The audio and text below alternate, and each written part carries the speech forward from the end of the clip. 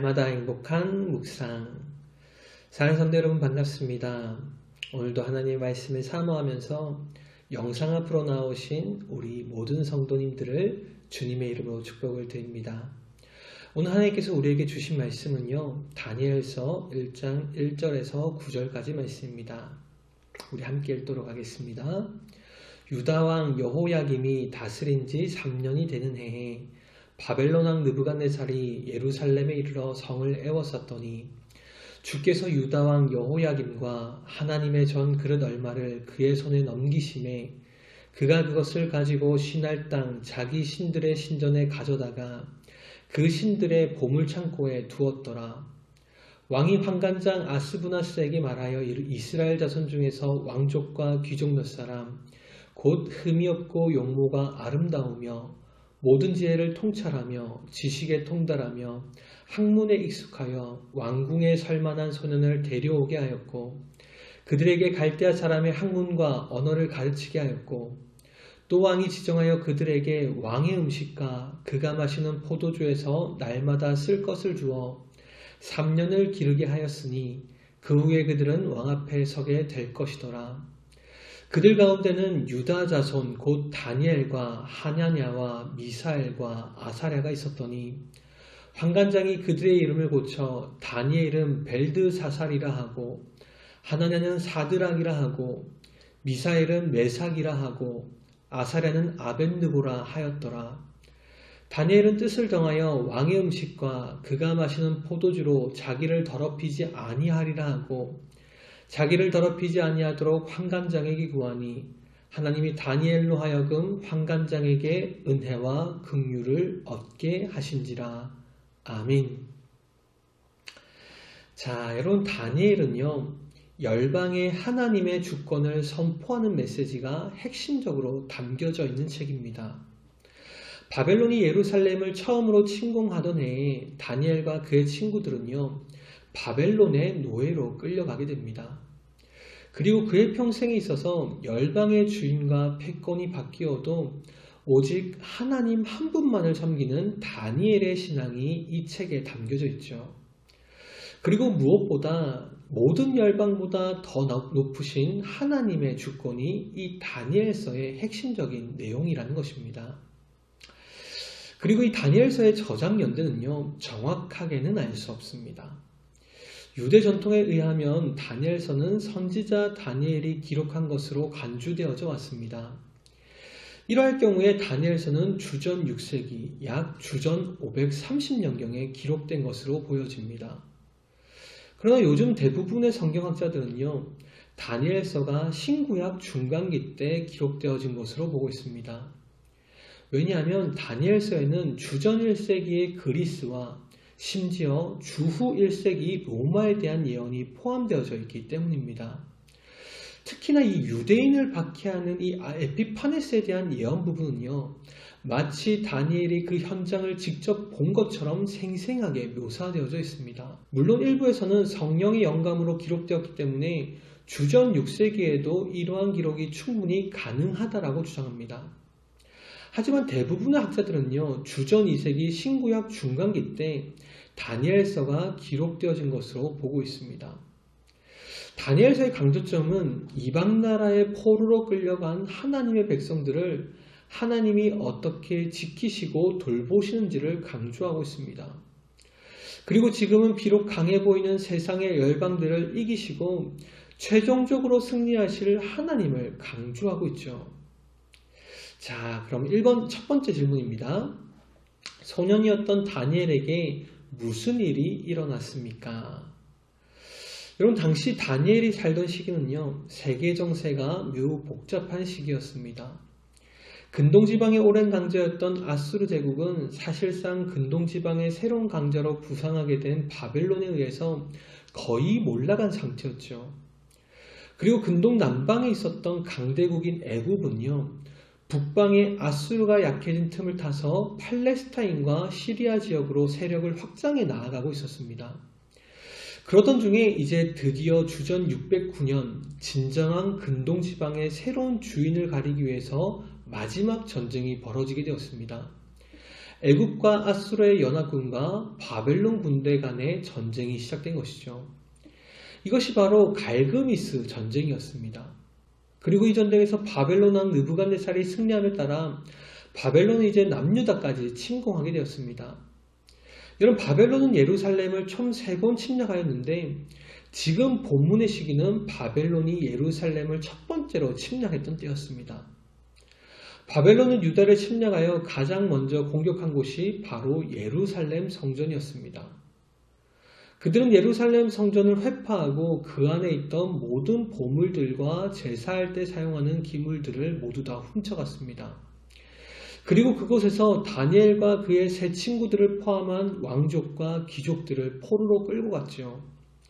근데 중요한 것은요, 이러한 일을 겪을 때 다니엘의 나이가 몇 살이었냐는 것입니다.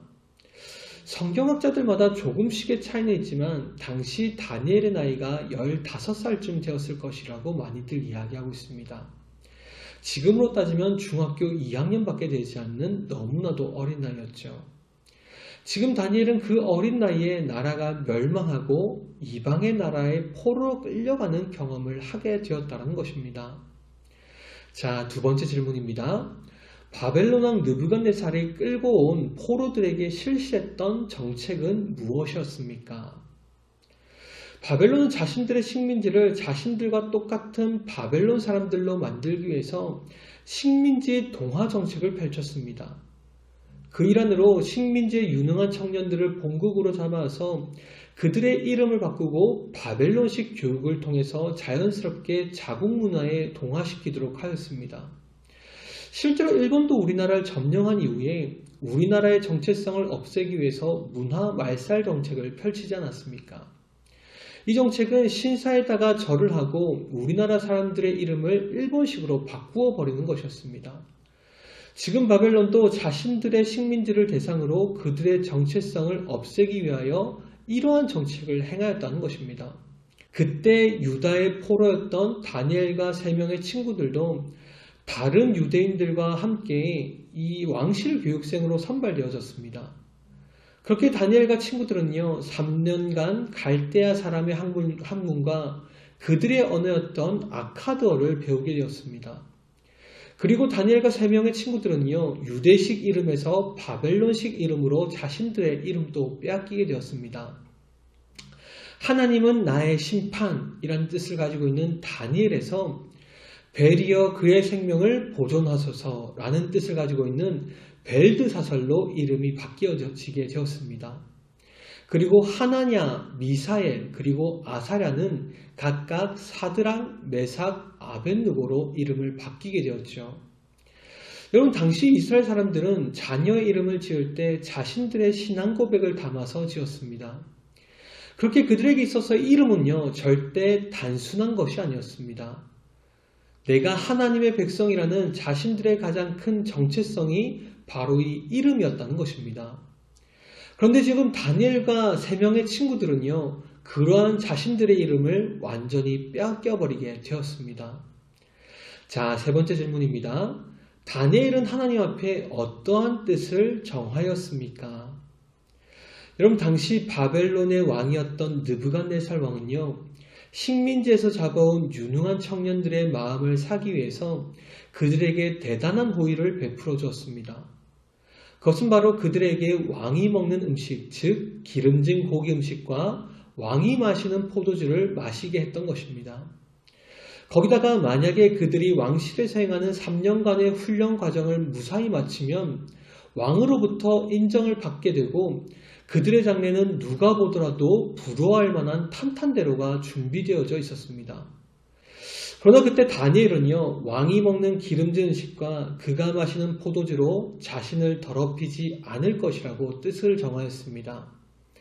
다니엘이 이렇게 뜻을 정했던 이유는 그 음식과 포도주가 바벨론 신에게 바쳐진 것일 수가 있기 때문이었습니다. 실제로 당시 바벨론 왕에게 드려지는 고기와 포도주는 자신들이 믿는 이방신들에게 바쳐졌던 것이었습니다.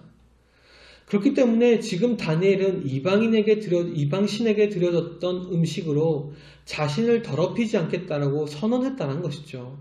이것은 내가 지금은 비록 이방 나라에 끌려와서 이방의 학문과 언어를 배우고는 있지만 절대로 나의 정체성을 잃어버리지 않겠다라는 다니엘의 굳은 결심이자 믿음이었습니다.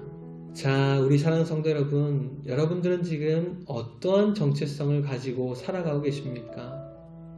혹시 세상 사람들과 똑같은 모습으로 살아가고 있지는 않습니까?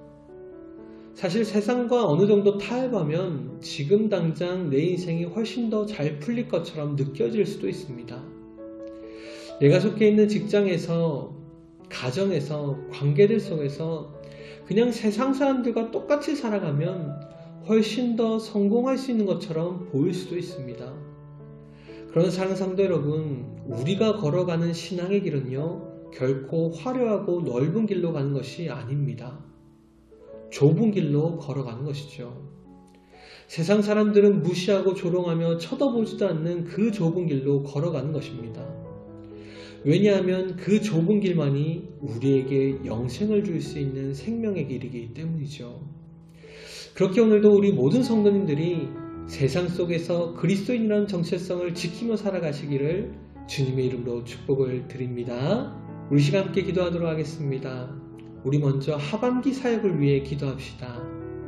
그리고 하반기 사역을 통하여서 우리 교회 모든 성도님들이 더욱 은혜를 누릴 수 있도록 우리 함께 기도하겠습니다. 기도하겠습니다. 하나님 아버지 은혜를 감사합니다. 벌써 반년이라는 시간 동안 저희들의 삶을 지키시고 보호하여 주심에 감사를 드립니다.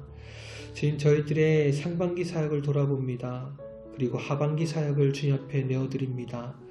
지금 저희 교회 하반기 사역을 통하여서 저희 교회 많은 성도님들이 하나님의 은혜를 누리게 하시고 하나님의 살아계심을 경험하게 하시고 함께 신앙의 유익을 누릴 수 있는 귀하고 복된 시간 될 수 있도록 주님 저희들의 모든 사역 현장 가운데 성령님 동행하여 주옵소서.